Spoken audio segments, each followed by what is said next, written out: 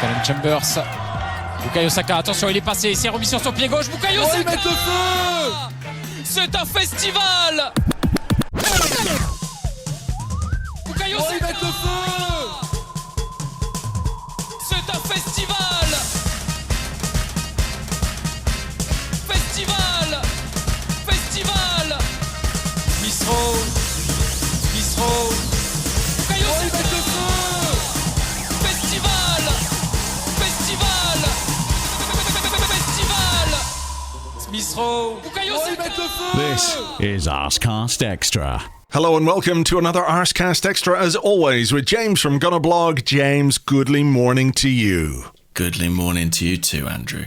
How you doing? I'm all right. That didn't sound like a very goodly morning. You just told me you're feeling a bit under the weather today. I think that was evident in your goodly morning. It was a bit goodly morning. I do. I feel terrible. I mean, maybe I'm hungover after the highs of last night. Or maybe I am unwell, and maybe people will criticise my commitment to the podcast and query whether I am truly unwell, only for me to be later hospitalised by a tropical disease.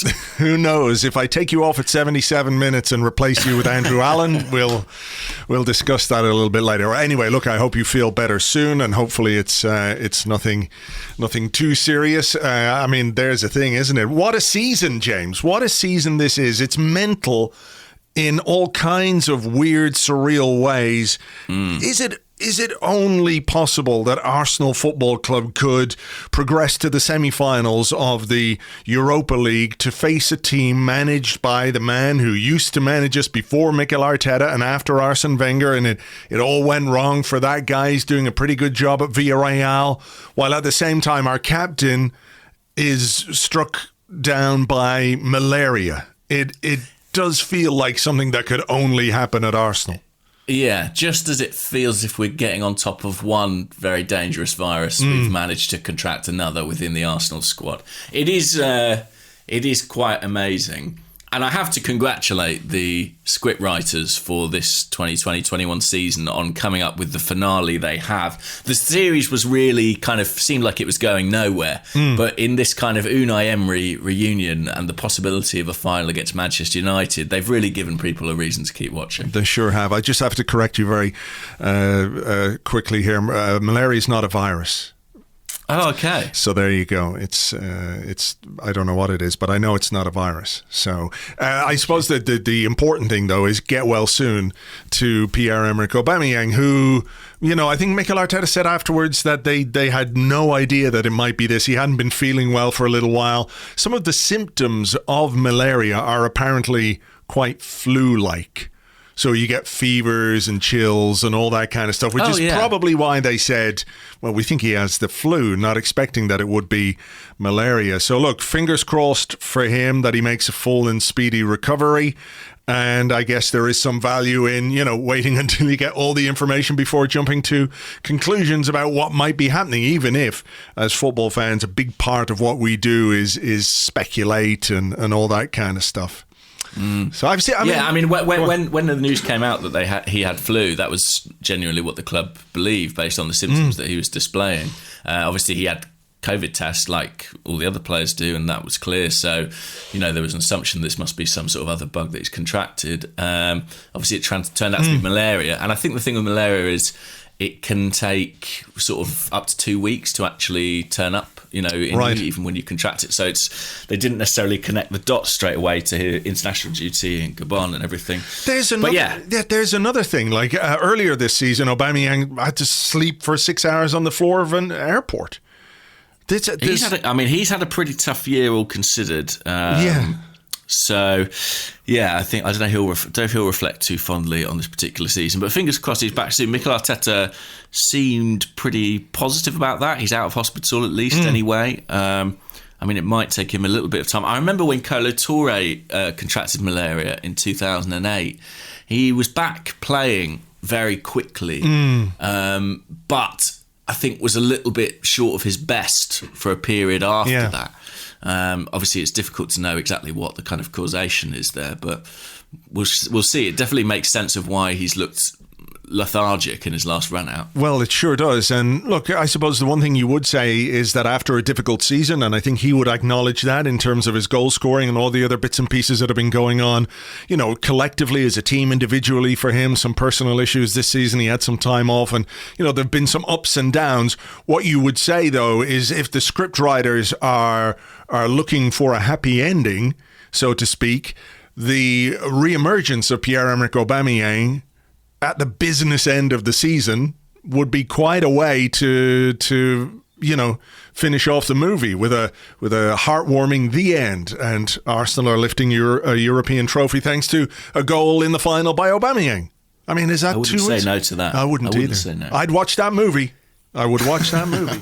Well, we are. It's unfolding before our eyes. Let's hope. It is a bit of an epic so far. So look, we are into the Europa League semi-finals. A 4-0 win over Slavia Prague in Prague last night. I mean, where do we start with this? Because the obvious place for me is the impact of Emile Smith-Rowe and Bukayo Saka. Mikel Arteta decided to go with Granit Xhaka at left back again. He kept the same. It was interesting. Before the game, he was talking about like clean sheets and stuff. And he said, one of the problems, paraphrasing here, is that we haven't really been able to have consistency of selection in our back four. And you could easily have made a case for, even if it's not my favourite thing, for Cedric to come in at left back last night, for Gabriel to come in at centre half, for Hector Bellerin to play at right back. And that would have been 3 changes from the back four, which kept a clean sheet against Sheffield United. So in some ways, I was a little bit surprised not to see some changes in the back four, but also, given his comments before the game, I do wonder if this is something now that Mikel Arteta is looking at and thinking, okay, for these games, maybe we do need to have consistency or let these guys build relationships, because there might be benefits, even if, let's say, individually you would say they're not the best options, or there might be players who would be considered better, if you know what I mean. Yeah, I mean, I suppose you could say if he'd wanted to select this back four multiple times, he could have done that, but it's kind of a formula that I think he slightly struck upon in the Sheffield United game. I don't think he would have envisaged necessarily, well, Xhaka will be at left back and Chambers will be at right back. I think when it worked and when he managed to keep a clean sheet, he just made a decision to stick with it, right, to kind of carry on that momentum and that understanding. But it is an interesting point he raises, I suppose, about the need to chop and change. When you do have that Thursday-Sunday schedule, it does sort of force you almost to do a degree of rotation, and that disrupts any kind of momentum. There were some interesting numbers, weren't there, doing the round. Sam Dean wrote a good piece in The Telegraph, and James Benge produced some numbers as well about the different centre-back pairings at Arsenal and how they've performed.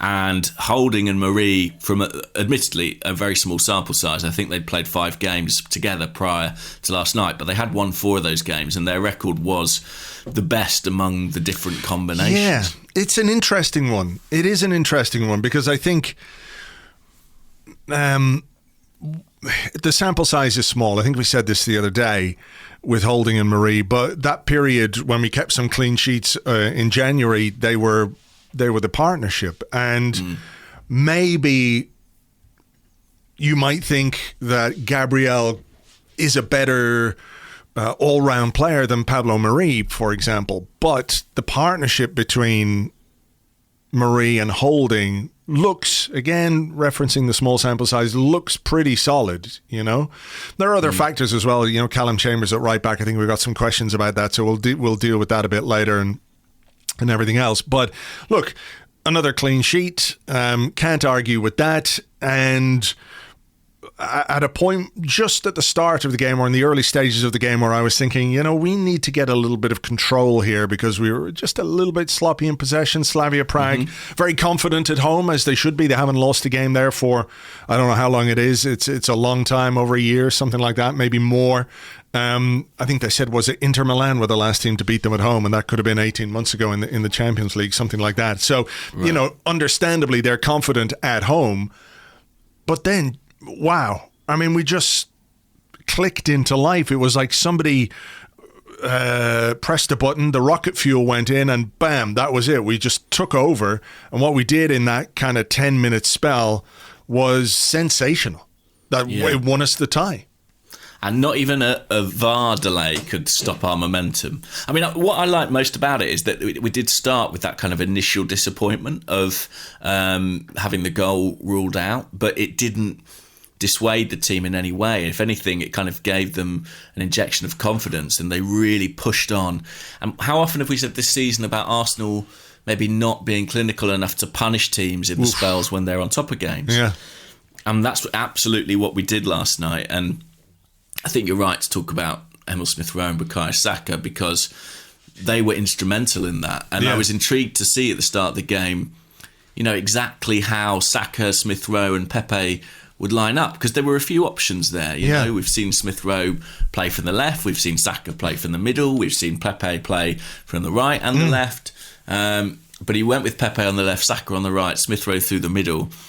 And I thought this was a really, really good night for both of them. I think for Smith-Rowe in that position, it was as well as he's played for some time. I think of late, maybe his better games have come on the left-hand side, but he was excellent through the middle.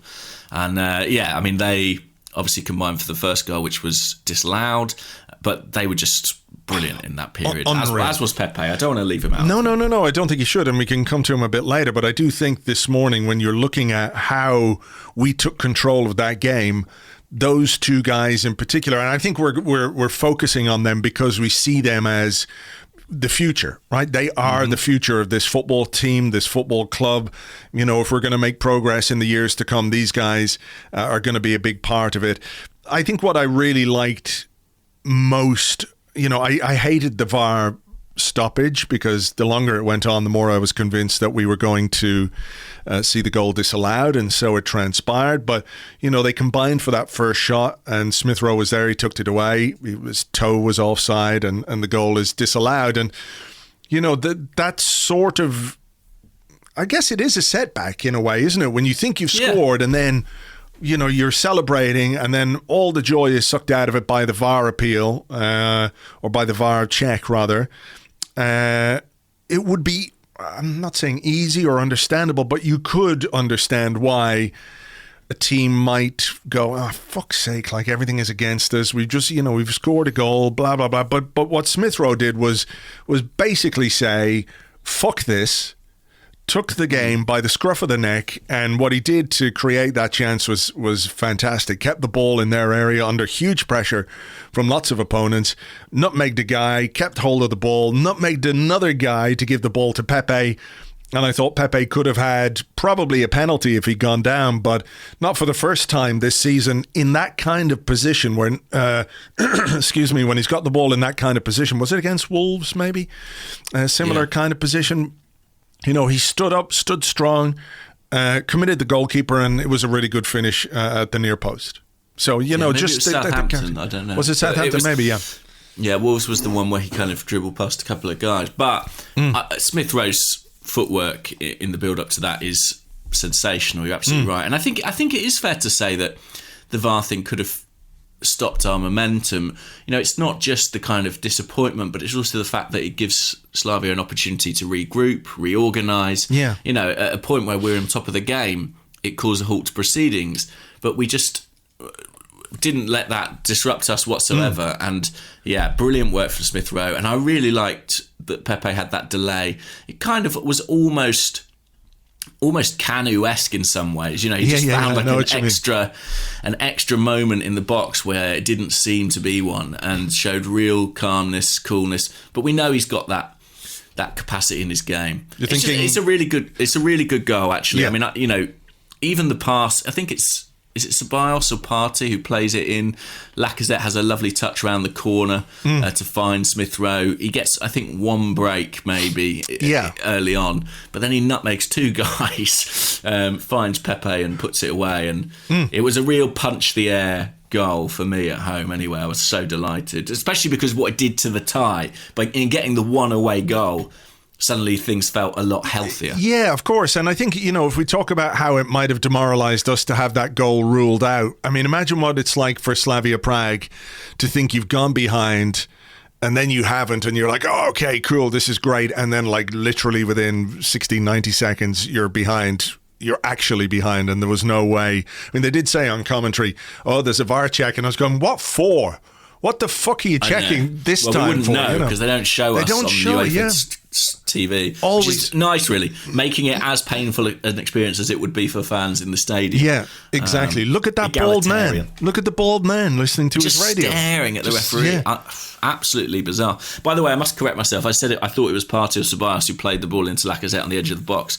It was actually Calum Chambers going back, which again I think speaks to the performance he had and the way in which he played. He's right advanced in a kind of central midfield area and plays it into the feet of Lacazette right on the edge of the box. So it is, yeah, interesting. He is an interesting player, Calum Chambers.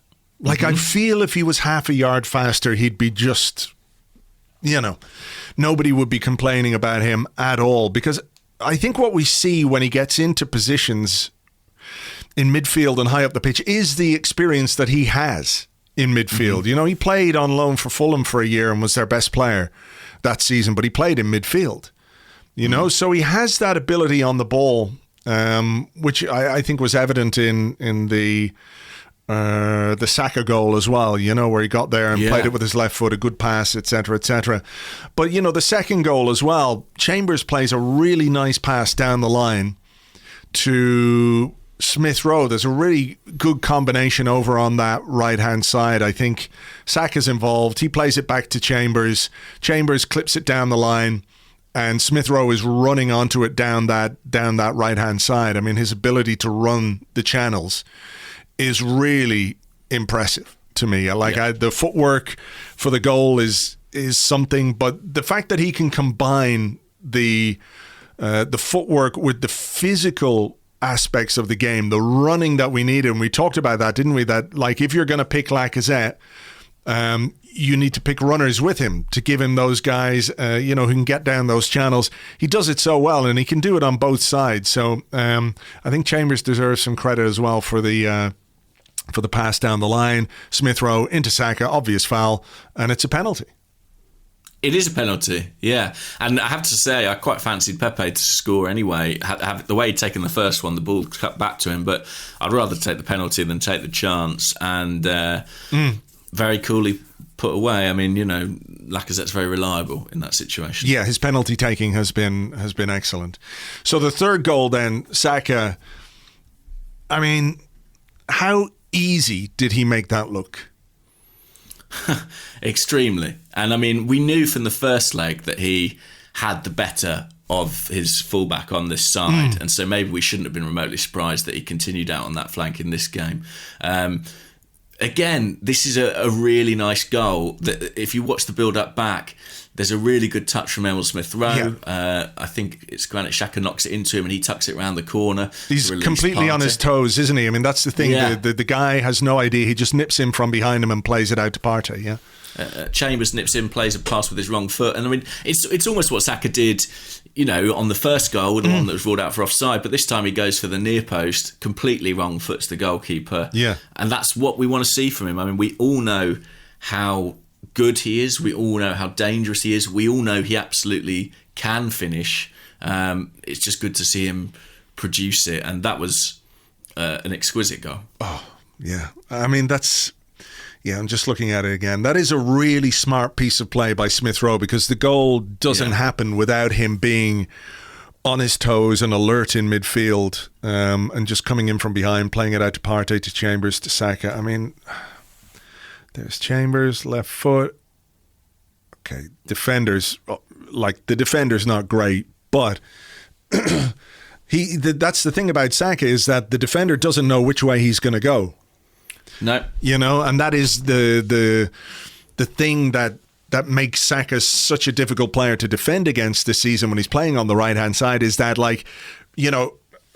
I'm not being disrespectful here to Nicolas Pepe at all, but if that were Nicolas Pepe in that position, I think if you're a defender, 9 times out of 10, or 99 times out of 100, you can guess which way he's going to go, which is to come back inside. But with Saka, there's the uncertainty. I'm not sure the uncertainty is there with Pepe, and I'm not taking anything away from his performance last night because it was really good. But that's what Saka gives you on that right-hand side. The uncertainty that it plants in the minds of defenders makes it easy is something that he can exploit with his movement and his quick feet. Absolutely. And also just from a technical perspective, he almost kind of slows down on the ball and then just speeds up very quickly to skip inside. You can see why it wrong foots the defender and why it leaves him behind. But he's like a highly stylized video, the kind of one that they make, promo video that they might make for a player, and it sort of slows down and then speeds up again. He is that in real life. He is kind of, exactly. It's like it all goes into slow motion, then speeds up again. And look, he was... I think watching it back, we're realising the contribution of Smith Rowe was certainly really big, but, Saka winning a penalty, scoring a goal, creating another that's disallowed, you can't really argue with what he produced in that first 45 minutes. And that was, only 25 minutes on the clock, something like that, and the tie was basically... done. You hesitate to say it with Arsenal always, but it was. Yeah, it was. That sort of 10-minute salvo won us the game, and there was no way back. Even at half-time, they made a quadruple substitution. Because I was looking at it on the sideline going, they're bringing on a couple, maybe three, and they said three, and then it was four. I know it's happened in other games, but I haven't seen it before. I haven't seen a team in a competitive game make a quadruple substitution at any point, let alone half-time.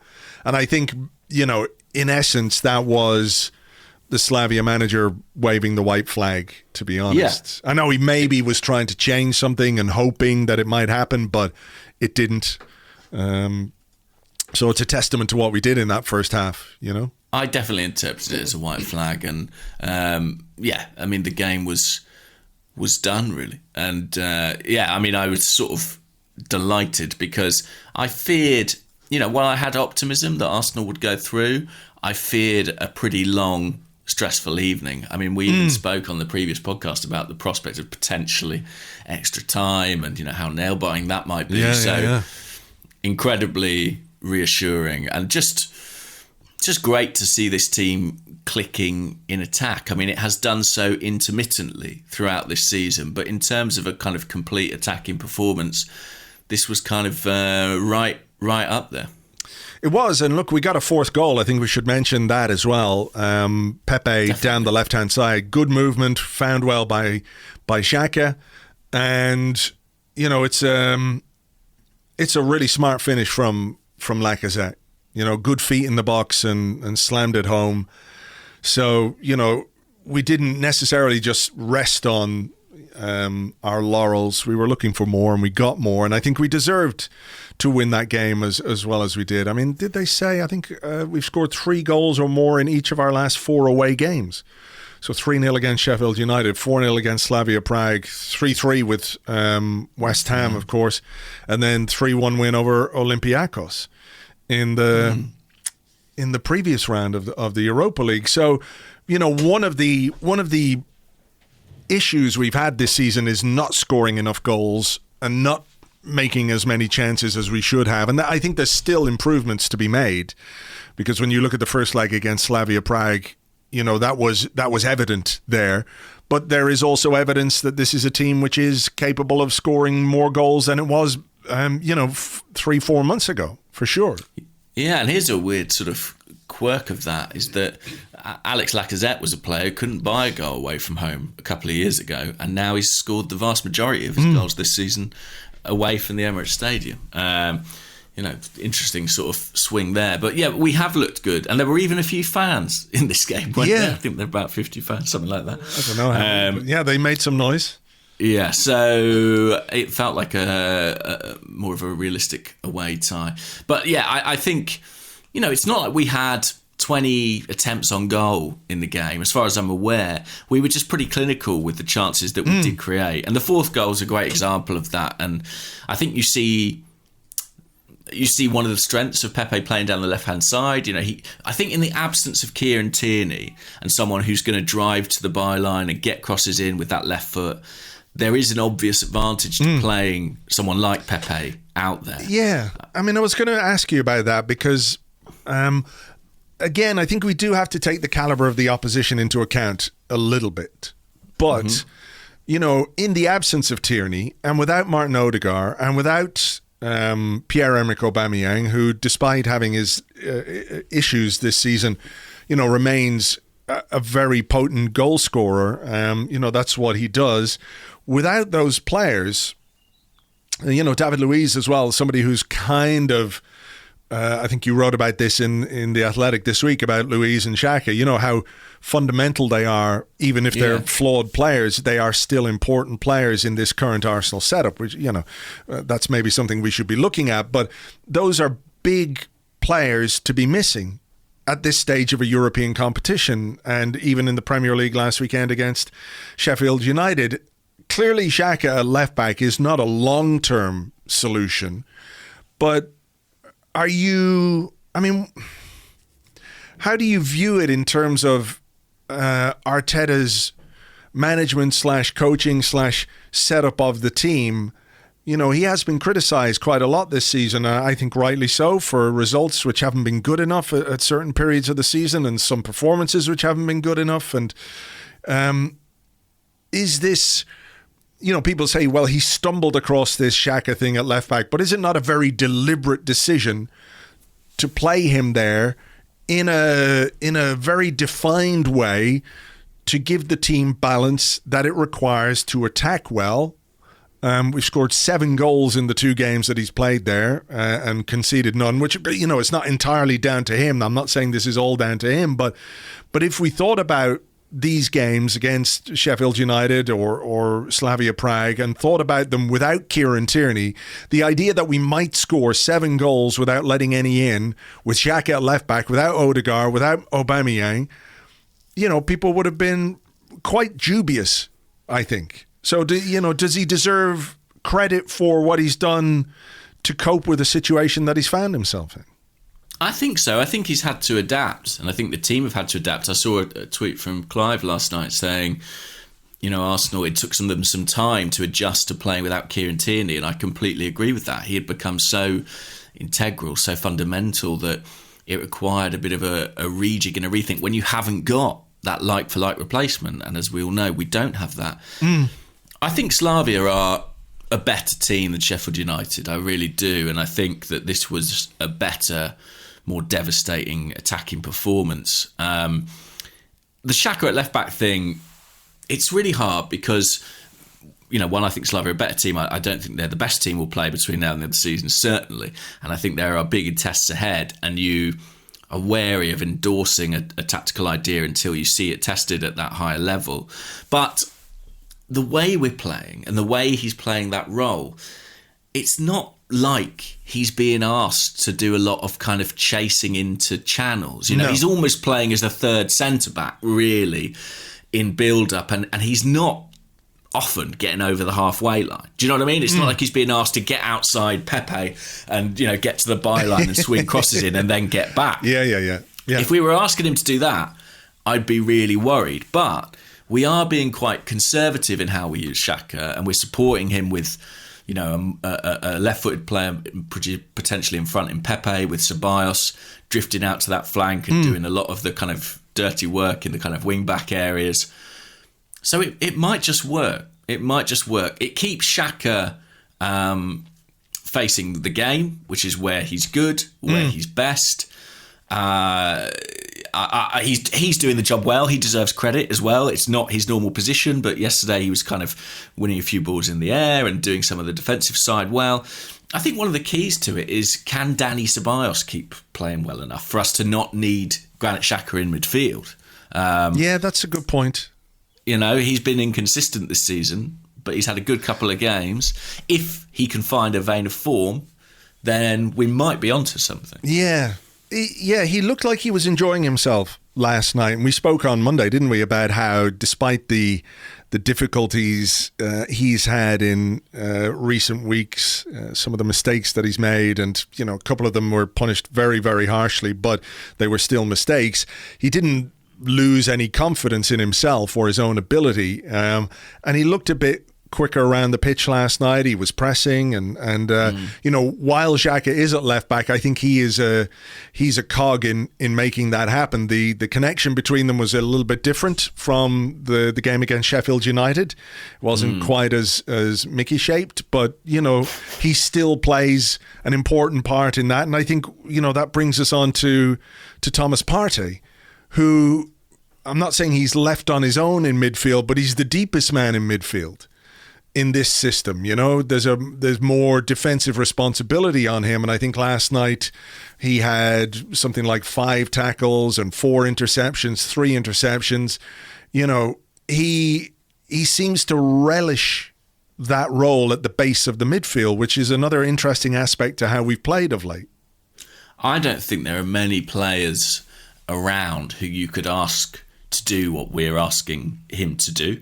He is kind of the hub at the heart of the wheel, and you're right, he is often in that zone relatively isolated, sometimes with 2 or 3 opposition players to deal with, and he has the skill and the power to do it. He's not perfect, but I just don't think we've had a midfielder who could do that for quite some time, and I was thoroughly impressed with him last night.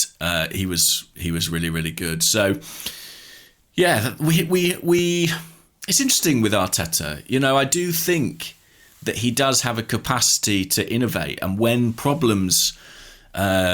he encounters problems, I think he finds solutions relatively well, and he's able to kind of just tweak a player's role to kind of maximise their strengths and obscure their weaknesses. I know people will point to other situations where that hasn't worked, but there have been plenty of occasions where it has. And I think that's his ability as a coach coming through. This was a really good night for him, and a credit to the way in which he's adapted to missing, like you say, some really important players. I mean, Tierney, it goes without saying, but he's missing his captain, his best striker theoretically, David Luiz, who absolutely plays this game if he's fit and available. There's probably more that I'm not thinking of. Martin Odegaard, who we're all desperate to keep. To produce this performance without those players, it certainly is a credit. Sure is. And look, it sets up a very interesting semi-final with Villarreal. We have a little bit of history with them in Europe, and we also have a little bit of history with their manager. So we might talk about that in part 2. But is there anything else that stood out for you on the night that you want to talk about in terms of the game, or is it just a really accomplished attacking performance? I looked at the stats here. We had 7 shots.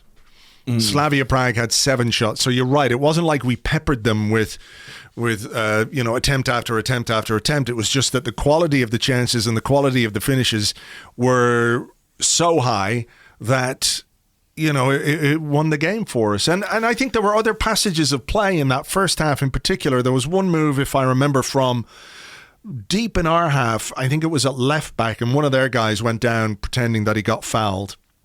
And we worked the ball all the way up to the top end of the pitch. Calum Chambers overlapping, and I think he was crossing for somebody to have a tap in, but there was a good piece of defending. It got a corner.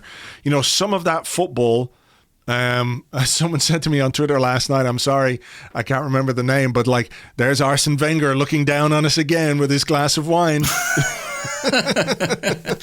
Yeah, I mean, maybe he is following the team and he's just sat in Rosette every game, looking down, smiling. I don't know. It is with a box of wine. Because you wouldn't be allowed to carry a box of wine and a straw. You wouldn't be allowed to carry a bottle into the ground, for safety That's reasons. True. So he's just got a cardboard box of wine. You can get those, can't you? With a little tap on them.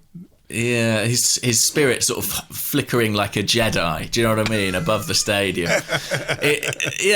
Listen. No, I think this was a really good night for everybody. I think, and as fans, I think we desperately needed this result, and we needed a bit of the breathing space it gives us, and the hope that our season might have some life in it yet. I mean, the prize that awaits us in the Europa League is so enormous. Yeah, I don't think we can underestimate or underplay how big it would be for Arsenal to go from being basically 10th in the Premier League to being in the Champions League in the course of 90 minutes. Well, of course, but I mean, again, is this not part of the crazy script of this season that, you know, the Premier League campaign has been so underwhelming and disappointing and frustrating, yet here we are, a couple of games away from a final, and then if you manage to get through that, you're 90 minutes potentially away from a European trophy and,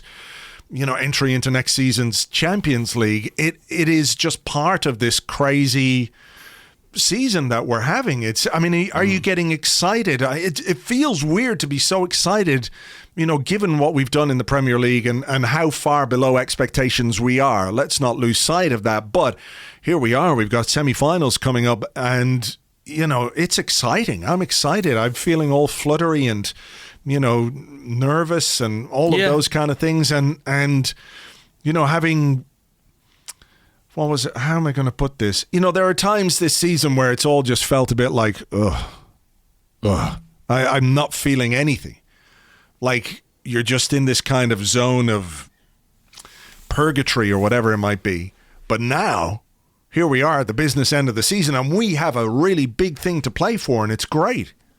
Yeah, I mean, I think that's the nature of football, and it's particularly the nature of cup competitions. I saw a lot of people last night, Arsenal fans, saying, why are people saying this is a big game? It's Slavia Prague. It shouldn't be a big game to us. We should just turn up and roll them over. And I was like, well, that's not how it works for me. I just think in an ideal world, that would have some merit. But we are where we are, and we've got to where we've got to. And our season is basically hit a bottleneck, you know, where this is all we've got to go through. And as for sort of the prospect of winning the thing and getting into the Champions League, I can't quite figure it out, but it strikes me there must be some sort of board game analogy, you know, pass go, collect 200 million or something. It feels like such a shot in the dark to suddenly get that boost. Do not go to jail. Exactly. It's exactly like that. And it feels massive. And I can't get too excited about it because of the ties we've potentially got ahead of us, and I don't think those will be straightforward. But yeah, listen, if you can't get excited about semi-final, what's the point? Yeah. The other thing to say, by the way, just about the game generally, is that it's a complex situation, and I actually took some criticism of people who felt that in saying this I was kind of judging the people of Slavia Prague or the people of Czech Republic, but I wasn't. But I did feel a sense of grievance with that club, given what had gone on with them and Rangers in the previous round, and the way in which the club conducted themselves throughout the UEFA disciplinary proceedings. And I really liked the way in which Arsenal's players took a stand, and I felt there was a very powerful symbolism about the manner in which Arsenal won that game. Yeah, it is a little bit of a complicated one in that I can understand why fans of a club might feel defensive if they feel like they're all being maligned as something because of the actions, the indefensible actions of one guy, you know? So look, I do think as well, though, that Lacazette image spoke many words. And his performance. I mean, if you do something like that, you know, it sounds crazy, but it kind of puts a pressure on you. You know, are you going to deliver against that? And he and Arsenal absolutely did. And yeah, I think it's important to say, it's not to suggest, you know, Slavia Prague bad, Arsenal good. You know, it's not to suggest there are problems of racism that exist in other countries outside the UK and not in the UK. We're very, very aware that this is a problem that is everywhere. But I just think these things have a kind of a symbolic weight, you know, and when you have an opportunity to kind of send a message or use your platform, platform is the right word, to make a point or send a message. I think it's good when people do. And I was proud of the team for what they did last night. All right. Well, look, Arsenal 4-0 winners over Slavia Prague into the Europa League semi-finals. We're going to face Villarreal. We're going to face Unai Emery. We're going to have some questions about that and more in part 2 right after this.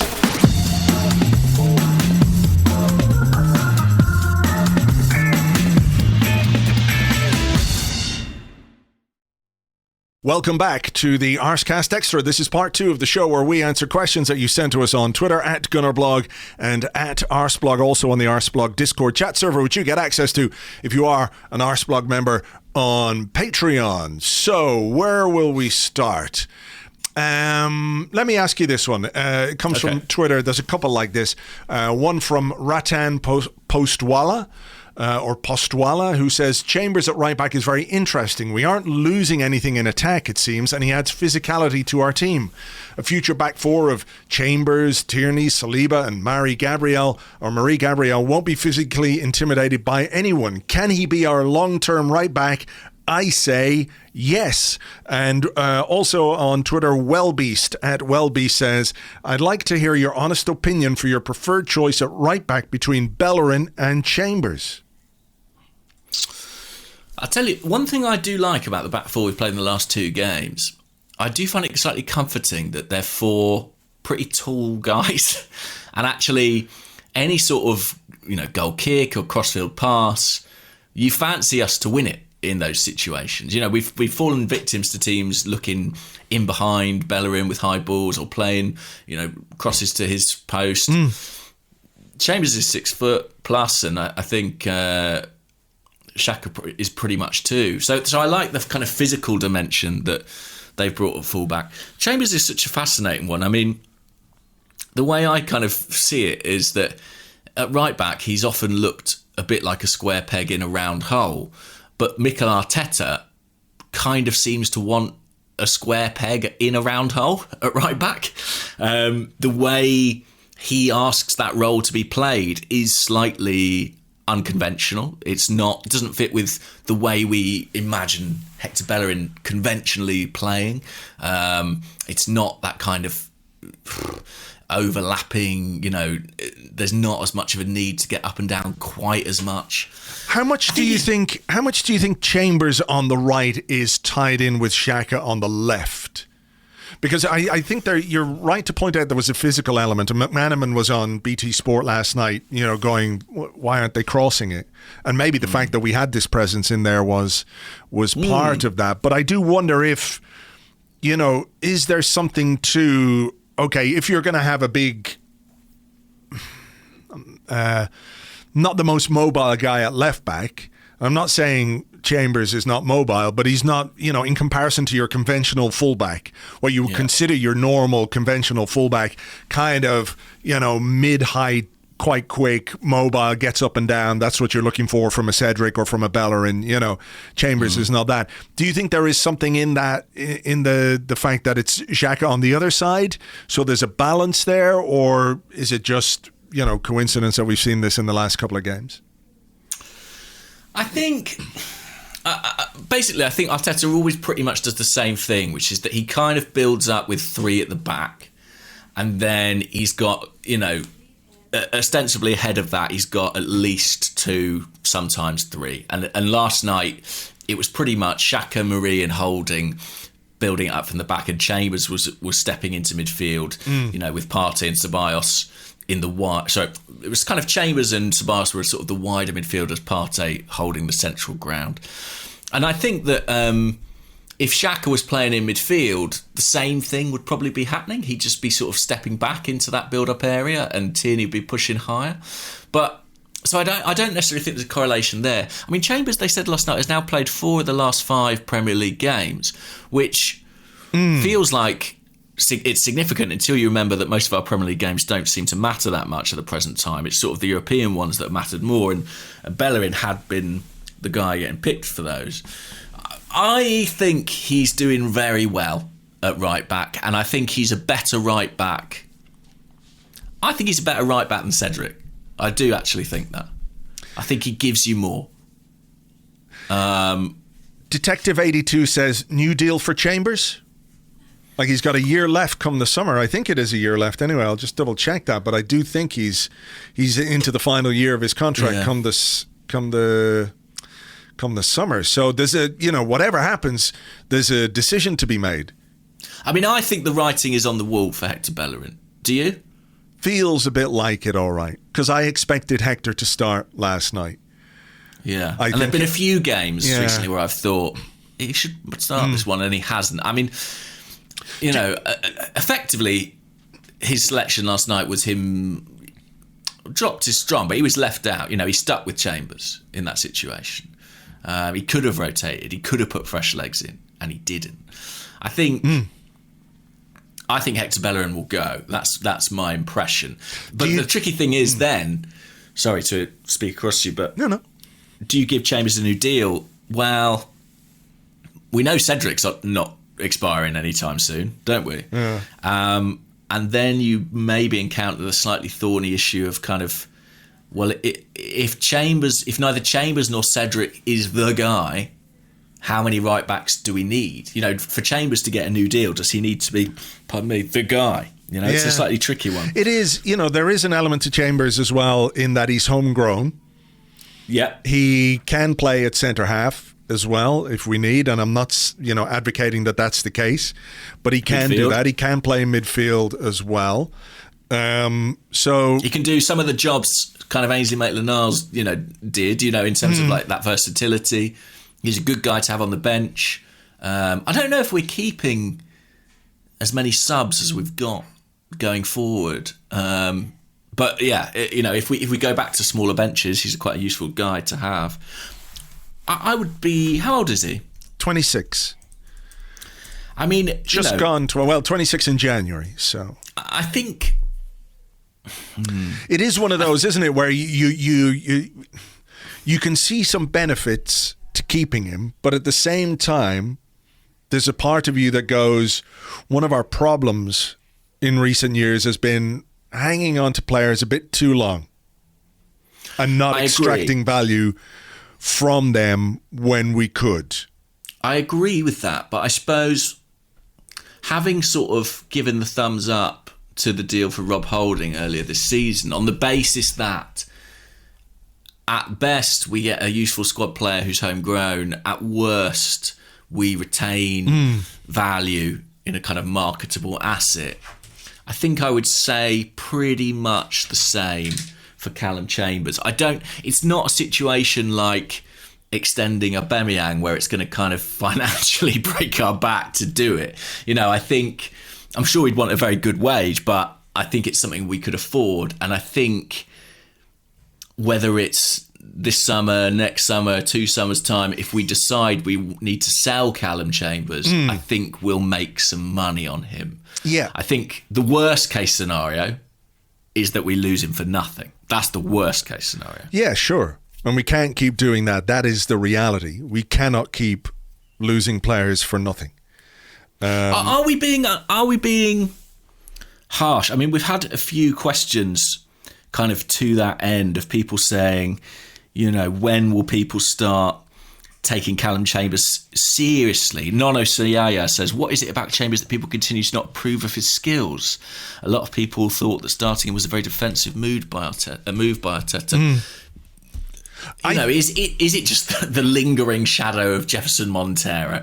Or is there more to it than that? I think that could be part of it. It's also the fact that he hasn't really, in all his time at the club, established himself fully. You know what I mean? In that he's had loan spells, he's had a big injury, and fair play to him. He's come back from an ACL, and I think he's played a bigger part in this season than many people would have expected. Definitely. I think in terms of passing and ability on the ball, he's better than Bellerin, and I think he's better than Cedric.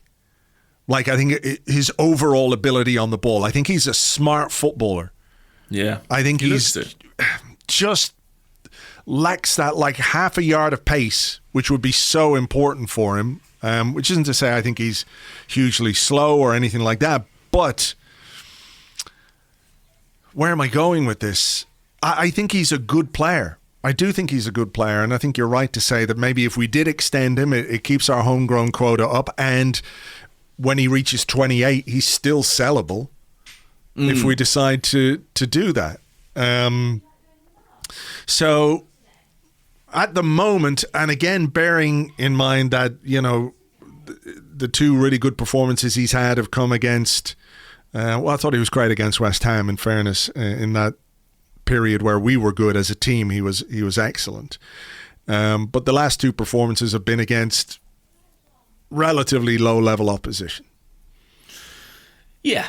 And that's a factor. You have to take that into consideration. But I do think he's a smart player, probably a better player than people give him credit for. But there are many factors as to why people will say, well, look, he's been here since he was 19. He's now 26.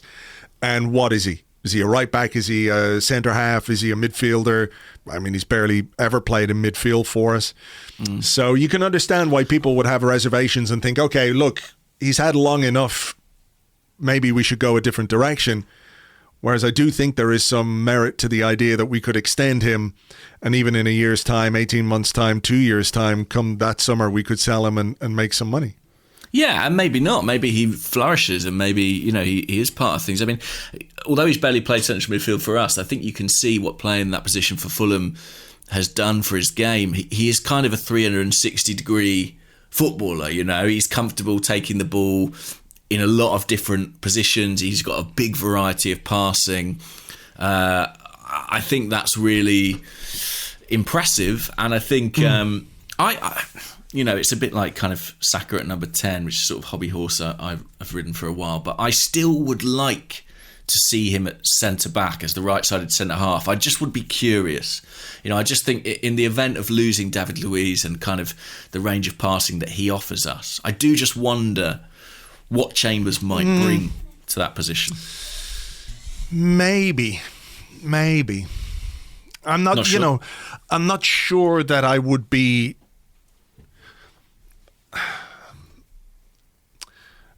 I think, we need to obviously think about life without David Luiz because he's 34 and all the rest. Yeah. I think I would rather, if we're keeping Chambers, have him as a squad option. Maybe he is a backup right back, or he's a backup centre half, or he's a backup midfield player at times. Who knows? But I think if we're going to make progress... That's a weird one. It is a tough one because sometimes defenders can flourish and really come into their own, in their sort of late to mid-20s. And maybe he's one of those. Yeah, I don't necessarily mean as kind of first choice. No, I know. I think, I suppose in my head there's a slight conundrum of Holding and Chambers, There's a sameness, isn't there? Yeah, that's the thing. Is like, do you have to make a decision about one of them? Well, not if you're playing Chambers as a right back, I guess. And what you would say is, from everything we know about them, they appear pretty good characters and pretty good people to have around the club and the squad. And crucially, they are homegrown, and we're not overly stocked with that. Yeah. Interesting though, isn't it? I mean, he's really surpassed my expectations, that is for sure. I mean, on that note, AFC Breakdown says this back four has kept 2 clean sheets in 2 games. Do you think Arteta will stick with it from now on? How confident would you feel going into a game against an attack like United, who have plenty of pace? It's a $1 million question, and one we talked about earlier when he did mention having consistency of selection. Yeah. I still think there are going to be changes. Because as we get towards the Villarreal games and then hopefully towards the final games of the season and the Europa League final, if we can get that far, you really have to start taking into account the physical aspects that you want from your team. So like we said, if we're in the Europa League final on the 26th of May, who the hell are you playing on the 23rd of May? Pretty much nobody who's going to be part of that game. In your mind, if you've picked your Europa League final team, you're not going to risk any of them against Brighton, are you? And I think there are some fixtures coming up where we can rotate and we can keep players fresh. I think that's another part of it as well, is that you can benefit from having consistency of selection. But if you've got guys who are sitting on the bench for 4 weeks, 5 weeks, 6 weeks, and then you need them and they don't have any match sharpness, that can cost you as well. So there are fixtures coming up that you look at and think, okay, we could make some changes in these games and we should still be capable of getting the kind of results that we need. So I don't think Xhaka at left back is going to be something that we see in every game between now and the end of the season. I could be wrong, but I don't believe that's the case. I think there will be some rotation there and at centre half as well. I think there will be games for Cedric and for Bellerin and for Gabriel. So I don't think it's going to be this or bust until the end of the season. So no, nor do I. I think the nature of our season means there's going to be a lot of rotation. And I do wonder as well, like, is there kind of a lesson in that for us as a fan base to not get too exercised about starting 11s? I think we have to appreciate some of the juggling that is going to go on by necessity between now and the end of the season. I mean, here was a question from the Discord from Chris, who said, how does Kieran Tierney fit into this style of play? Do we lose Chambers for a right-back midfielder style player and have Kieran Tierney in the back three with less rampaging upfield or something else? And it's not really that question that I'm interested in, but it's the broad idea that this style of play is now our style of play, whereas it seems to me that it is more fluid than that. And will be more fluid than that when we play specific games against specific opponents. Yeah, and I think that we are blessed with players who play ostensibly the same position very differently. You know, you could look at Chambers as opposed to Bellerin, or you could look at, Tierney as opposed to Xhaka, or even Smith Rowe as opposed to Odegaard, Lacazette as opposed to Aubameyang. There are a lot of options at Mikel Arteta's disposal, theoretically. And actually, where he's really going to have to improve, I think, is you start a game, you play your hand, you show what cards you've picked. And sometimes that works brilliantly, as it did last night. And other times, the opposition will have countered you in some way that you haven't considered or, pulled a trick of their own. And really, the skill in terms of sort of managing the squad is not always picking the right starting 11, but being able to make the changes within games to change them and to determine the outcome. And that's where I think he needs to get better, really. That's where we want to see him improve and develop as a manager. I've got a couple here. One from Jake Svensson, who says, every time Pepe plays on the left, he's so good. He has less time to think and he's more direct and decisive. Is Arteta overcomplicating things, always moving him back to the right? And Joe, who's at Red and White 11, says, it seems to me that Pepe has played best for us on the left as he's more two-dimensional. Should the end of the season be used as an experiment to give him a run of games there and see him develop in that role? He has been good on the left, and with hindsight, as I said in part one, I think in the absence of Tierney, it is helpful to have a Pepe there, or potentially a Saka, someone who does provide you that threat on the outside, who gives you that crossing ability. There's a much clearer, if you have Xhaka and Pepe as your left-hand side, there's a pretty clear delineation of responsibility there. One guy's very much in his own half, the other guy's very much in the opposition half. I just think that him showing that he can play on that side is a great development, and it makes him a more versatile, more useful player for us. If you think about his first season with the club, I don't think he really had a game on that side. I think he was almost exclusively on the right. And so I think this means there'll be more opportunities for him. I think it means he'll play more games. I hope we see more of him now. I mean, he's now at, I think he's at 10 goals for the season in all competitions. He's got more goal contributions than any other player in the Europa League. I think he's joint top with a guy from Roma in terms of goals and assists. So he's been really important for us in this competition. I think he is coming into his own, and I completely understand why Saka has kind of dominated that position on the right-hand side. But yeah, the left is now a serious option for Pepe. And when you look at the alternatives, I mean, we've had a few questions about, who do we like on the left flank? I definitely prefer him there to Willian. I think I definitely prefer him there to Aubameyang. Yeah. I think Smith Rowe is the one that would give you consideration, but I kind of feel that Smith Rowe really playing him on the left is kind of contingent on having a Kieran Tierney, someone who can overlap. Well, also a Martin Odegaard. Yeah.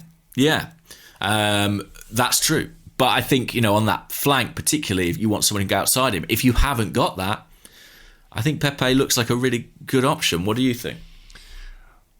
I think it is interesting, and it changes the dynamic of how he plays, because as I said in the first half of the show, when he's on the right-hand side, you know what he wants to do. He doesn't have the sort of the two-footedness of Saka to be able to change up the way he attacks the fullback. So quite often in his time here, we've seen defences deal with him because they know, cut off that angle down the line, he's not going to go there, he's going to cut inside, and then the ball is going backwards or he's going across goal, and you can deal with him in that way.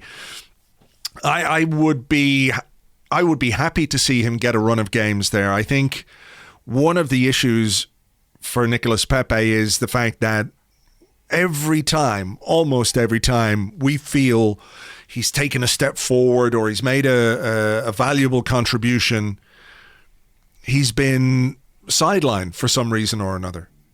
And it's difficult to produce consistently when you're not playing consistently. And I think the numbers that he's put up in terms of goal contributions, given the frequency with which he's been left on the bench or only introduced as a substitute, are a testament to what he can give you. It's hard not to think that Arteta has been looking for something very specific from him or specific improvements from him. It's been noticeable in the last couple of games, and I think this has been true of some of his performances, going back to the cup final even last season, where the defensive aspect of his game has been a lot better. The work rate, the positioning, the awareness of where he needs to be when we don't have the ball, I think is improved a lot. Certainly when you consider what Arteta is looking for from his players in those positions. The left-hand side is an interesting one, though, because you do have Smith Rowe who can play there if Odegaard is fit. You've got Martinelli, who was good against Sheffield United. Again, albeit in a slightly unconventional system with Xhaka left-back and Ceballos in that pocket, etc., etc.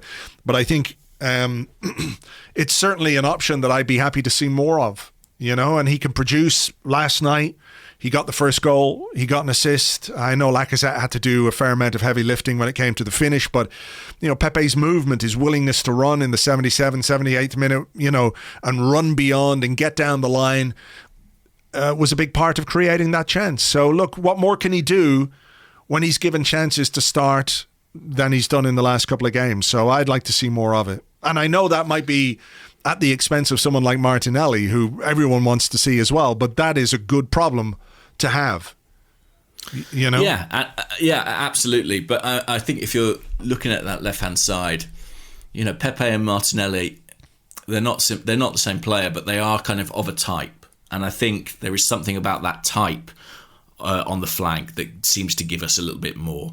So for me, it would kind of be between those two, probably. I also think just an interesting point about kind of assists, and I think as fans we have a tendency to qualify assists, but it might have been Paul on the Arsenal Vision podcast who was talking about this, but I think often when we qualify them, we're talking about the pass. It was a relatively straightforward pass, but we don't always think about the area that the player is in or the run that they've made to get to that position. Yeah. And I think the Pepe one's a great example of that. He takes up a really dangerous position that helps us create that opportunity. It's a good cross as well. Yeah.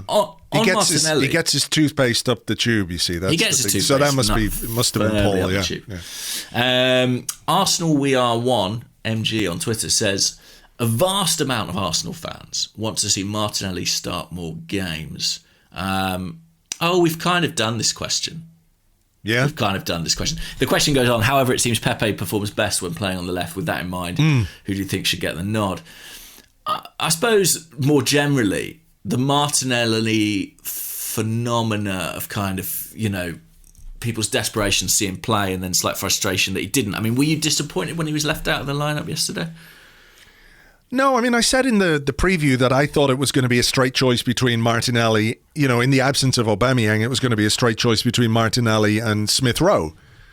And if it had been Smith Rowe, I wouldn't have been unhappy because I thought Martinelli was somebody who, if we needed him, could give us goal threat from the bench. I know Eddie was on there. He did do that. Yeah. Wow. What a run. I'm so gutted when that just went wide. He just couldn't quite get it out from under his feet to curl it around properly. I mean, what a brilliant run. And it shows you the talent this kid has, so it's completely understandable that people want to see more of that. Was I unhappy? Look, I didn't expect Pepe to be there, but Pepe played really well. I do feel like we sort of jumped to the worst conclusions about Martinelli. There's a bit of a panic, isn't there, around him? There is, anxiety. like as if. Yeah, I mean, I get it. I completely get it. He's really exciting, and who doesn't want to watch exciting players? Who doesn't? Who wants to watch Willian instead of Martinelli? Nobody. But, so I get it. When you see Willian, it's like, oh, God. And we've got Martinelli. I think next season, Martinelli will well and truly establish himself as a much more frequent starter in the team. This season, there have been injuries, there have been other issues going on. I don't think it's a case that Arteta doesn't like Martinelli or anything like that. I feel like there's an element of holding him back slightly to let him go. Remember those cars you used to get? Yeah. You'd kind of roll them backwards and then they go... I think he's one of those. We are quite blessed, I think, with attacking options. I mean, we do have a lot of players for those front positions. And, there is going to be rotation. Our favourites are going to occasionally miss out. Not Bukayo Saka, obviously. He's going to play every game. But amongst the others, there will be kind of chopping and changing. I think we have to accept that. Yeah, I think Martinelli's got a massive future. I mean... we paid, I don't know, whatever it was, £5 million or something like that for Martinelli. Imagine what it would cost us, though, to sign a trio of young players like Martinelli, Smith Rowe and Saka kind of on the open market now. Yeah. I mean, I forget, maybe it was Lewis Ambrose. Somebody was tweeting last night that Smith Rowe and Saka might have kind of effectively saved this club £100 million. All the investment in the academy that we've seen from the club begins to pay dividends, doesn't it, when you see talent like that coming through? Yeah, and look, there's another little generation coming through beneath them, which is really interesting and exciting. I mean, I was sort of hoping he might stick Aziz on last night. Yeah. Again, we saw Balogun, though. Yeah, we saw Balogun, and that's obviously a very positive sign. Arteta basically confirmed the Balogun contract situation in his press conference. We're expecting an announcement on that, so that's another really positive one.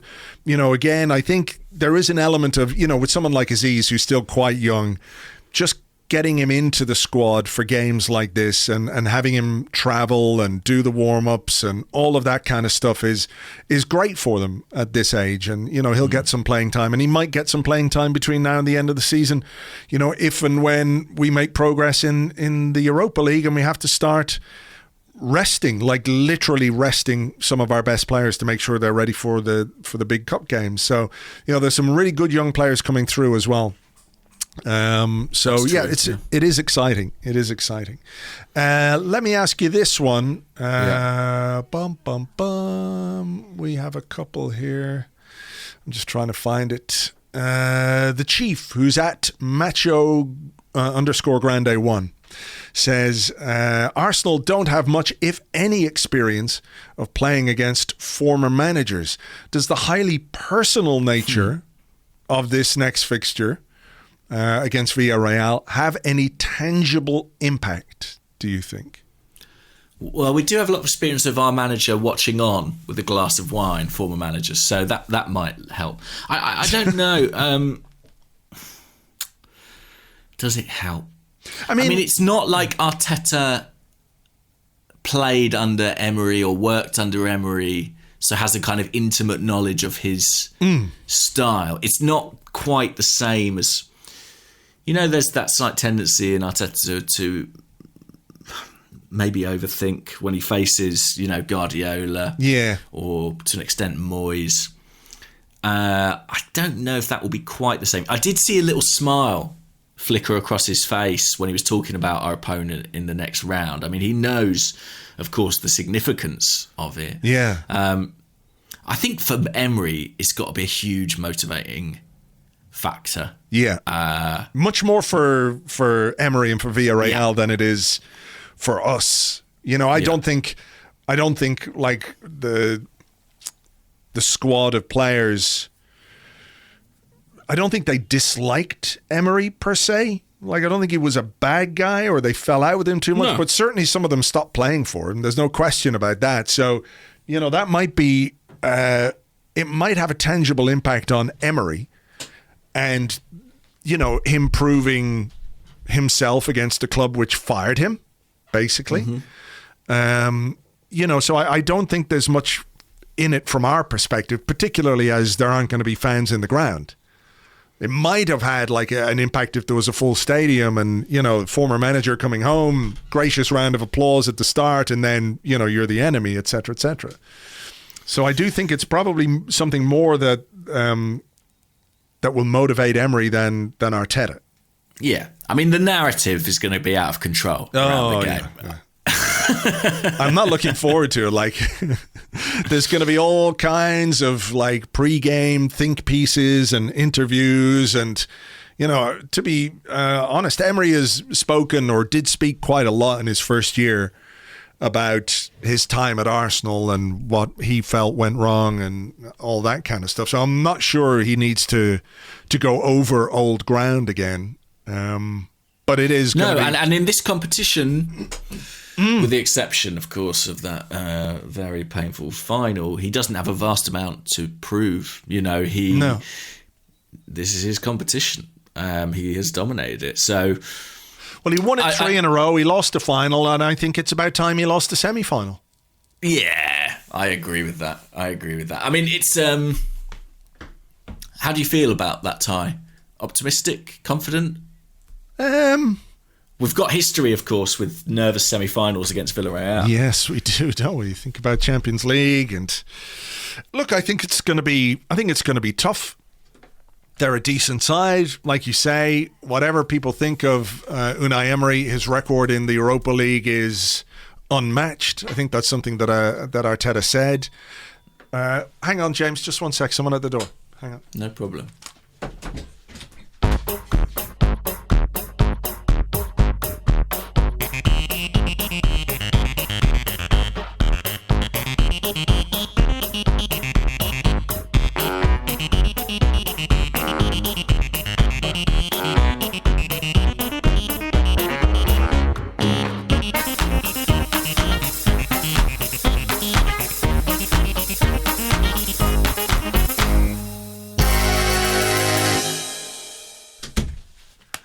I'm back.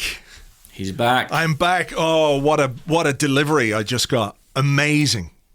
What is it? Filters for the vacuum cleaner. Oh, congratulations. Thanks. I've been like hanging on all week. When are they going to arrive? And now they're here. What a day. Arsenal in the semi-finals. Carry on with the podcast, or do you want to go and play with them straight away? Oh, I'll see out the rest of the podcast, but I'm not sure my mind. Your mind's not with us anymore. Yeah. It's just filters, amazing. What were you asking me about Emery? Confident about the semi-final. Look, I am on one hand confident and optimistic. I've got that kind of start of the season feeling. Anything could happen. We could go, we could win. We could win the title this year. And then the shocking reality of life and real football takes you back down to earth. So on the one hand, I'm optimistic. On the other, I'm cautious and trepidatious. The former manager thing, it's not something we've experienced a great deal. Certainly not in, God, when was the last time? George Graham as Spurs manager? Yeah. Did we ever face a Bruce Rioch team after he left? Don't think so. What did he? Maybe we faced like a sort of Stuart Houston QPR or something like that. But I don't recall a Bruce Rioch. I'm just looking at his jobs after Arsenal. Queen's Park Rangers assistant manager, Norwich City, Wigan Athletic. And then he was in Denmark. Yeah. No, I don't think it is something we've encountered much of. Freddie Imberg, no. So it'll be interesting, very interesting. He'll do his homework, no doubt. I'll tell you one thing I've just spotted. He's got a dossier on Ainsley Maitland-Niles, remember? Yeah. The thing is, guys, you've got to remember, he knows everything. He even knows where our tunnel area is. So, well, he was given a fucking guided tour by that fucking Dick Gazidis, wasn't he? You know. I haven't spotted this, though. So the first leg is in Spain in a couple of weeks' time. But the preceding weekend in the Premier League, we actually play Everton on the Friday night. So we have Saturday, Sunday, Monday, Tuesday, Wednesday clear in the run-up to the first leg, which is very That unusual. is useful. Yeah, that is useful. What are their... let's have a look at their fixtures. Yeah. Villarreal fixtures and see what they've got coming up. First game is on the 29th. Ooh, blimey. They're playing Barcelona on the Sunday before our game. So 25th. Emery will rest everybody. Yeah. And then they've got Getafe between the two legs. We go to Newcastle between the two legs for a fixture which will presumably be on the Sunday, but it's not yet been set. Yeah, you imagine it'll be on the Sunday. Go easy on us, Joe Willock. Go easy. I don't know if he can play, actually. Of course he can. Isn't that part of it now, that you can play against your team? I don't know. I think that's... Used to be the rule that you couldn't, but maybe they changed it. Should we find out? It feels like it's going to annoy the listener if we don't. Yeah, I think they can. Can lone players play against parent club? Yeah, I'm pretty sure. Yes. Fine. Yes. Sorry, everyone. I was living in a different time. A simpler time. What about this question? What about it? I think it's interesting. Okay. DJ Nolan on the Discord. Have the last two games proven Xhaka is no longer needed as first choice midfielder? The ball seems to move quicker without him there, and we seem more physical. That is a good question, isn't it? Yeah, it hadn't occurred to me. I suppose the thing I would say, though, is that for... What he's doing that different. Yeah, exactly. Like, he is playing, his starting position is deeper, obviously, and he's not getting forward quite as much. But as I said against Sheffield United, he does have the, he's playing in that kind of interior left-hand channel in our half. So what he's doing is not that different from what he normally does. He's just doing it deeper. But it is a good question. The positive attributes he brings to our game are sort of the same at this point. He's bringing that passing outlet. But it is an interesting question. I think the answer is kind of maybe, but you would still have to replace that passing ability out from the back. Do you know what I mean? Yeah. Like, as you mentioned in part one, I wrote about this, but I think Arsenal without Granit Xhaka or David Luiz do struggle in build-up. And part of the advantage of having Xhaka in at the back, I think, is the moment that Luiz isn't there, and it's such a natural outlet for us. But when you take them both out, I mean, we all remember the Liverpool game, but I think it can get pretty ugly. But there is this kind of weird paradox of being very reliant on these players who we all accept are kind of inherently flawed. Yeah. I mean, who made the most passes for Arsenal last night? I don't know. I'm going to guess Granit Xhaka. Correct. Yeah. Like 57 passes. Next was Holding on 46. And Partey and Dani Ceballos in the centre of midfield with 30 and 35 respectively. So even at left back, Xhaka is still a key part of our possession. Yeah, he's driving the car, as Clive Palmer would put it. But wherever he plays, he's hugely important. And also, I think it's sort of important to get this right, which is that I don't think Granit Xhaka is a bad player. I know a lot of people do think that, but I don't. I think he 90% of the time he's a pretty good player, and I think he's performed really well recently since his last, big fuck up, and then we wait for the next one to come. But he's at an age and at a point in his contract where, there has to be a discussion, there has to be a conversation about what we're doing with him moving forward and what his role in proceedings is. Yet at the same time, this Arsenal team do not quite look ready to kind of be without him. It's a weird one. It's a complicated one. Yeah, I mean, look, he's a contract till 2023, as does Bernd Leno. What did you make of Bernd Leno's quotes? I was a bit surprised by those. Yeah, so was I. Maybe, though, he's looking at our league position and thinking, yeah, I want to play Champions League. I can probably do better than this. I mean, maybe he can. I personally, I think he probably could certainly play for a club who regularly qualify for European competition somewhere. Maybe he thinks he has to do that to further his international ambitions. I don't know. Yeah, maybe so. He could be in the Champions League next season. He could be. Then everything's hunky-dory again, isn't it? I did like this question from Yazad Dotivala, who's at Yazad_D. Apologies for butchering your name there. He said, "Good morning, gents. Should Granit Xhaka be given the armband in the semi-final to wind up Unai Emery?" Yes, I agree. Actually. Yes, do it. I think Xhaka should be captain, and to be honest, I think we should probably bring back Ozil just for one game, just loan him from Fenerbahce just to play him, just to infuriate Emery.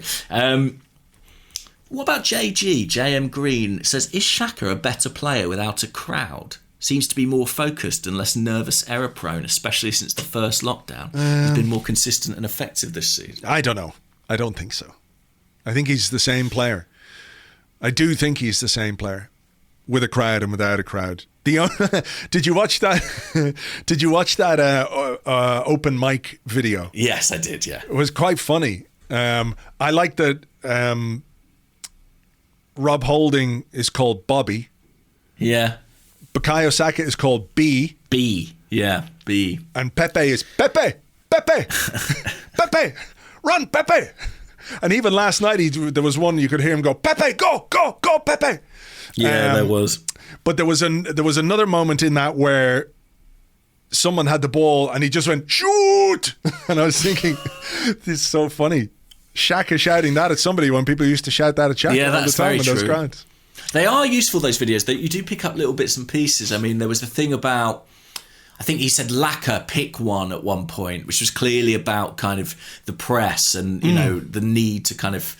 And there was another one about... there was a great thing about Ceballos where he said, I don't want you here. He basically said, I don't want you coming right on top of me, which is in Ceballos' tendency to kind of collapse onto the defence. He was like, I don't want you here, I want you out there. Yeah. So they are interesting.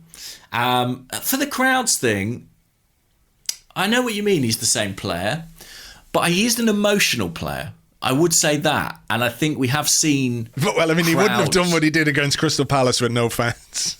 And the other thing to say is he kind of made his comeback really in an environment without fans, and maybe supporters wouldn't have been as welcoming or forgiving. I don't think that's true. I think he made his comeback pretty quickly under Mikel Arteta when he took over, and that was December, and we got through to March. So there was a good couple of months where he was in the team with fans there, So.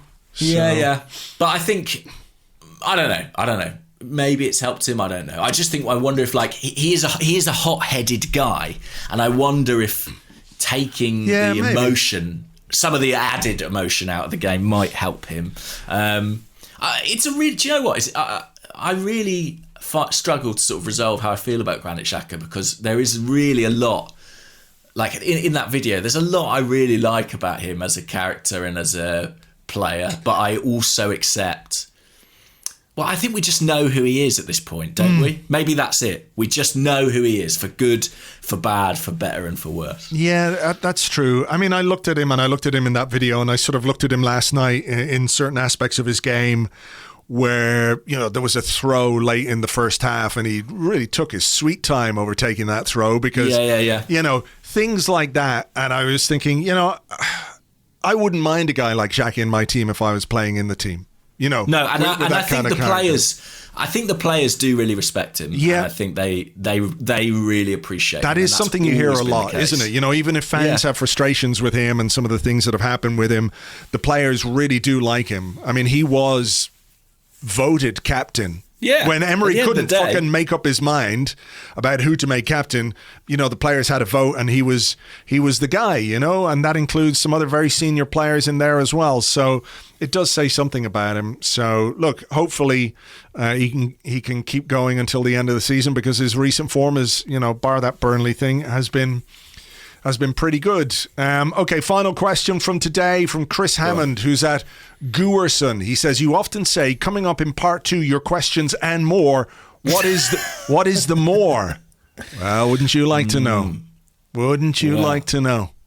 Well, I don't know what you mean, because we always do, you know, we do the questions, but we also do a lot of bullshit around the questions. That's exactly it. The more is bullshit. It's just absolute waffle. There, you know, there's the sort of long, lingering, awkward goodbye. There's, you know, there's the music at the end.